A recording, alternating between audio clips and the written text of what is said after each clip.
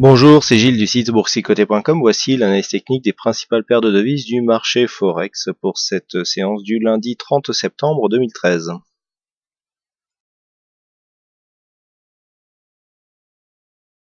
Nous commençons tout de suite avec cette analyse euro-dollar, donc une paire de devises où nous avons trouvé finalement un statu quo, puisque même après une ouverture sur un petit gap ici, sur un petit gap baissier, eh bien les cours après avoir retesté ici cette zone des 1,3476, qui était une zone clairement identifiée depuis maintenant quelques temps, les cours sont remontés, on est revenu ici tester la même zone de point haut que ce que nous avions eu vendredi, pour se stabiliser au-dessus des 1,3526, donc pour l'instant pas de changement, on est dans un biais légèrement haussier, très peu dynamique, en attente d'une possible accélération qui serait provoquée par une cassure ici de cette zone des 1,3569.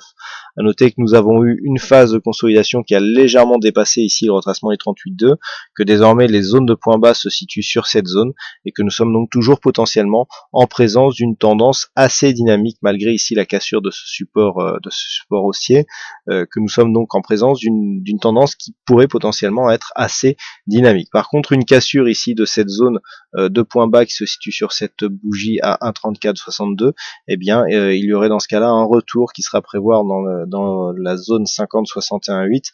Bon, une rupture ici de cette zone des 1,3419, eh bien invaliderait une continuité haussière de cette phase et plaiderait pour un retour sur cette zone des 1,3338.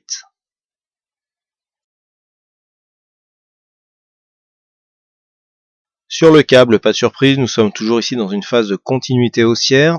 On a bien confirmé ici l'ancienne résistance des 1,6122 comme un nouveau support. On peut même replacer légèrement cette zone. Vous voyez qu'on n'est pas tout à fait venu sur cette zone pour tester donc cette zone de support. Donc il est clair ici que cette zone de point haut que nous avions ici clairement transformé en zone de point bas, donc ça plaide pour une continuité haussière qui a été confirmée dès l'ouverture par la cassure de cette zone des 1,6164. Donc on invalide ici le retracement de Fibonacci puisqu'on avait cassé le retracement des 61,8.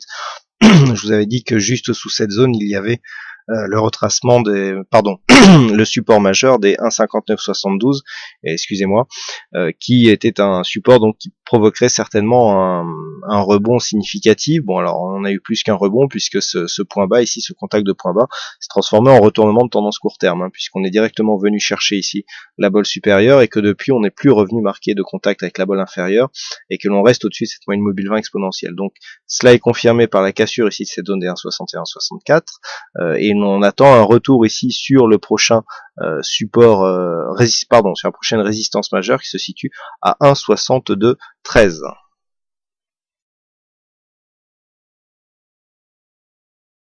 Et enfin sur le dollar yen, nous sommes donc face à une accélération. Donc nous avions mis en évidence ici cette résistance puisque nous avions eu un troisième contact ici sur un point haut. Donc on est ici sur une phase de baisse qui est confirmée. Alors je vous avais dit que si on confirmait le mouvement, il faudrait surveiller ici les cours sur cette zone de support. Je ne sais pas si vous vous rappelez, on avait parlé de ça la semaine dernière.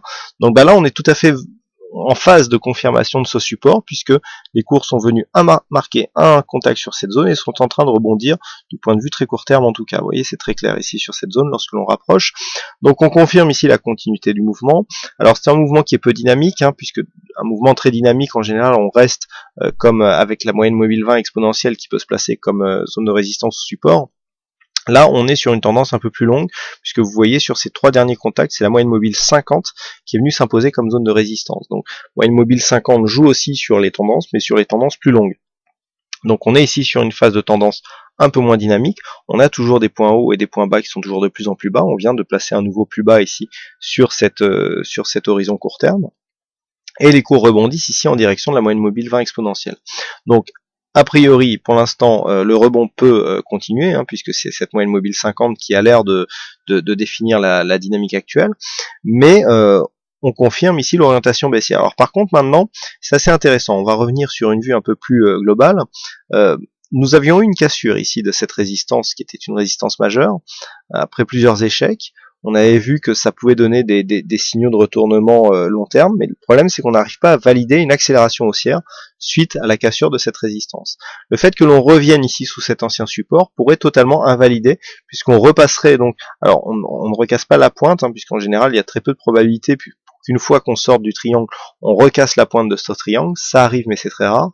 Là le fait le fait est, c'est qu'on ne casse pas la pointe, mais qu'on la contourne, et qu'on vient ici mettre en danger cette pointe de triangle, et qui pourrait invalider, puisque le triangle, normalement étant une sortie qui donne une continuité, vous voyez, on avait ici une phase de forte hausse, on avait ici une deuxième phase de hausse un peu moins dynamique, et puis là on s'était inscrit dans un triangle, donc triangle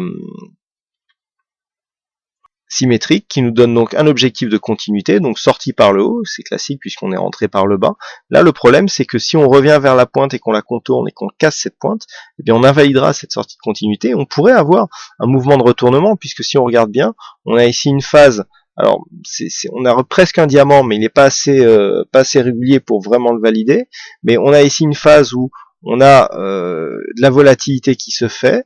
On a une hausse de la volatilité, puis on a une baisse de la volatilité, on casse vers le haut et puis on invalide. Donc là, on serait sur une phase ici d'essoufflement de cette tendance, puisqu'on avait quand même perdu la dynamique, et donc ça transformerait ici, on transformerait cette sortie qui aurait pu potentiellement être haussière en phase de retournement, si tant est que cette zone de support en vert, que nous allons maintenant redétailler, soit cassée. Donc, par rapport à tout ça, eh bien c'est très simple. On a marqué ici un premier contact, avec un point bas ici juste au-dessus des 97,50. On est remonté donc sur la moyenne mobile 20 exponentielle, donc on peut ici se stabiliser soit sur cette moyenne mobile, soit sur la moyenne mobile 50. Et ensuite, si cette résistance ici n'est pas cassée dans le mouvement, eh bien on pourra craindre sur ce second contact, il est très rare qu'on casse un objectif significatif au premier contact.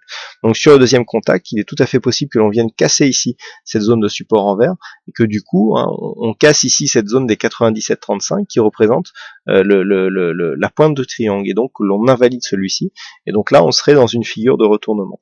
Donc ça sera cette zone qui sera surveillée demain. À l'inverse, une cassure de cette zone ici doublée d'une cassure haussière de ce point haut à 99,13 nous donnerait un signal de reprise de dynamique haussière. Voilà ce que nous pouvons dire donc sur cette analyse technique des principales matières premières. Il ne me reste plus qu'à vous souhaiter à toutes et à tous une bonne soirée, bonne chance dans vos prochains trades, et on se donne rendez-vous dès demain pour d'autres analyses techniques en vidéo. Bonsoir à tous.